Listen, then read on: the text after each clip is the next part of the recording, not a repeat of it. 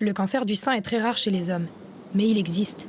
Un homme sur 800 est touché en Belgique et comme pour les femmes, le traitement est lourd et cher. Tellement rare et tellement cher que même les mutuelles semblent avoir oublié que ça pouvait exister. À quoi ça sert que je paye encore ma mutuelle si c'est pas pour être défendu? Alors ils portent plainte pour discrimination. Le remboursement est réservé aux personnes ménopausées ou préménopausées.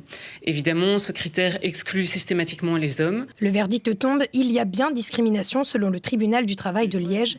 La mutuelle du plaignant devra rembourser ses frais médicaux comme elle l'aurait fait pour une femme.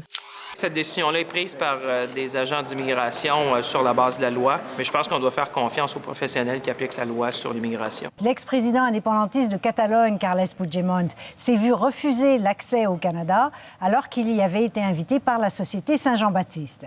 Le gouvernement Trudeau jure pourtant ne pas être intervenu. Et justement, les réactions, les voici. On trouve ça absolument honteux. Vous savez, M. Puigdemont a été un président élu de la Catalogne. Ça envoie un drôle de message. Et est-ce que le gouvernement Trudeau signifie par cette décision-là que dans un éventuel troisième référendum au Québec, les élus de l'Assemblée nationale risquent d'être arrêtés? Si vous ne tendez pas l'oreille, on n'entend plus passer le trafic. Et parfois, vous allez l'entendre, la tranquillité, c'est simple comme un coup de bitume. Chaque jour, 9000 véhicules passent par le village de Travers, dans le canton de Neuchâtel. Récemment, le bitume de la route a été changé pour réduire le bruit. Suzanne et Michel Weil sont ravis. Bien heureux, mais surtout bien chanceux. En Suisse, 1 million de personnes restent exposées à un bruit routier nuisible pour la santé.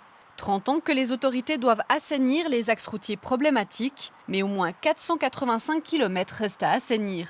Le maire de Morbecque, dans les Flandres, souhaitait que chaque habitant de sa commune donne 1 euro symbolique. 1 euro pour la restauration de la cathédrale Notre-Dame. Il y a des jours comme ça où on croit avoir une bonne idée. Une idée rejetée par le conseil municipal. Il y a eu une émotion au départ.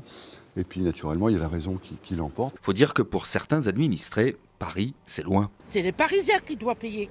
C'est pas nous. Nous, on n'est pas à Paris. On est à Morbecque.